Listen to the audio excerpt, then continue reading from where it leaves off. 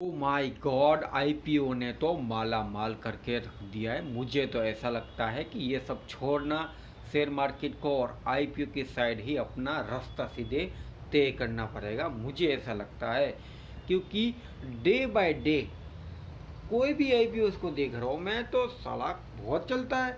ममता का देखा तो 60% के आसपास चल गया था 3 दिन के अंदर। फिलहाल ही अभी एनएसडीएल का आईपीओ जो कि धड़ाधड़ 2020 खेल रहा है, ऐसे यहाँ पर 3 दिन में 60% चल गया। गजब की बात तो ये है कि मोबीक्विक और स्विगी जैसे आईपीओ ने भी यहाँ पर लोगों को बहुत अच्छा परफॉर्मेंस दिखा के दिया हुआ है। और छोटे मोटे आईपीओ भी जो होते हैं वो भी पीछे कहाँ रह रहे हैं। वो भी ऑलमोस्ट स्टार्टिंग में तो ज़्यादातर रिटर्न देते हैं, लेकिन उसके बाद लुढ़क जाते हैं। लुढ़क जाए तो भाड़ में गए, अपने को क्या है।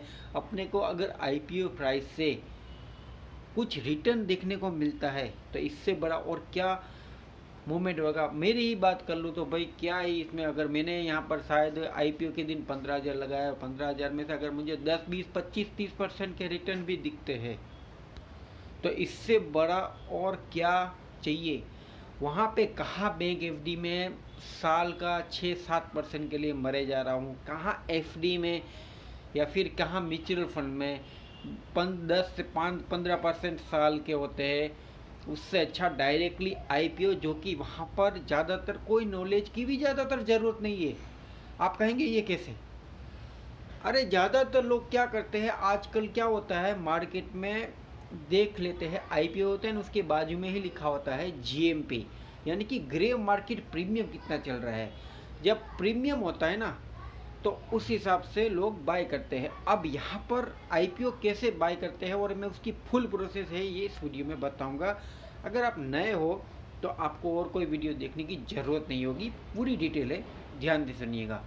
सबसे पहले तो आईपीओ जो होता है वो 6 दिन के लिए अवेलेबल होता है, जिसमें 3 दिन लिस्टिंग के, सॉरी फॉर देट, 3 दिन आपको उसमें अगर अप्लाई करना है तो यहाँ पर आप कोई भी ब्रोकर के पास रहोगे ना, वहाँ पे वो दिखा हुआ आएगा आईपीओ सेक्शन के अंदर। अब उसका जीएमपी जैसा होगा उस हिसाब से आप कोई भी आईपीओ में ट्राई कर सकते हो।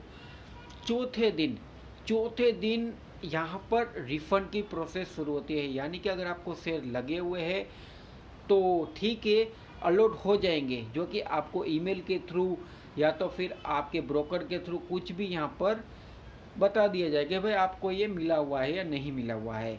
5वां दिन मेन होता है, क्योंकि 5वें दिन यहाँ पर अलॉटमेंट जो होता है, शेयर जो आपको लगे हुए होते हैं वो आपके खाते में आता है।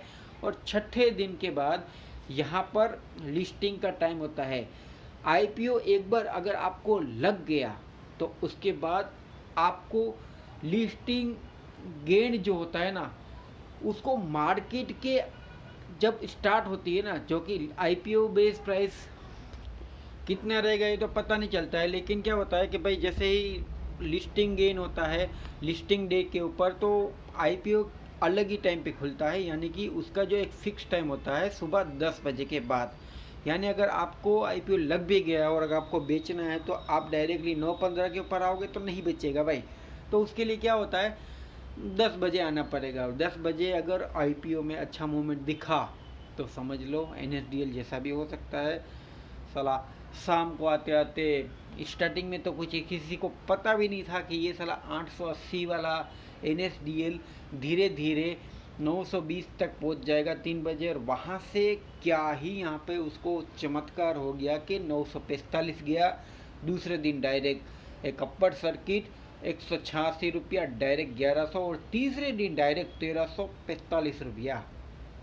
गजब ही माला माल करा के दिया हुआ है। किसी ने अगर मान लीजिए फॉर एग्जांपल के ट्राई किया होगा आईपीओ में एक साथ, क्योंकि आईपीओ में क्या होता है लोट साइज होता है। यहाँ पर क्वांटिटी जो होती है ना, एक शेयर आपको नहीं मिलेगा, उसकी फिक्स क्वांटिटी होती है कि भाई मान लीजिए कि XYZ कंपनी है कि इसके 30 शेयर है। अब मिनिमम क्वांटिटी में 30 शेयर में एक लोट होता है, और आप अगर चाहे तो 1 से 1.5 लाख या 2 लाख तक का रिटेल इन्वेस्टमेंट कर सकते हैं एक आईपीओ के अंदर। अब लगेगा तो एक साथ सब लगेगा, वरना सब है वो वापस पैसा आ जाएगा। आपको बस ये 6 दिन में से तीसरे दिन अगर आप जीएमपी चेक करके देखोगे तो आपको पता चल ही जाएगा। यानी दो दिन ब्लॉक रहता है पैसा, जो कि डायरेक्ट आपके अकाउंट में यहाँ पर शो भी करेगा कि ये ब्लॉक है, कटेगा नहीं है। अगर शेयर्स आपको लगे आईपीओ में तो ही यहाँ पर पैसा कटता है, बाकी नहीं कटता है। यानी कि फायदे का सौदा है बताया जाए तो। अब मेरे मन में ना एक सवाल भी आता है कि भाई मैंने आईपीओ तो लगा दिया, मुझे लगा नहीं तो मैं क्या करूं। मैंने कितना आईपीओ लगाया लेकिन लग ही नहीं रहा है। साला एक के बाद एक ट्राई करते रहा हूँ, साला साल हो गया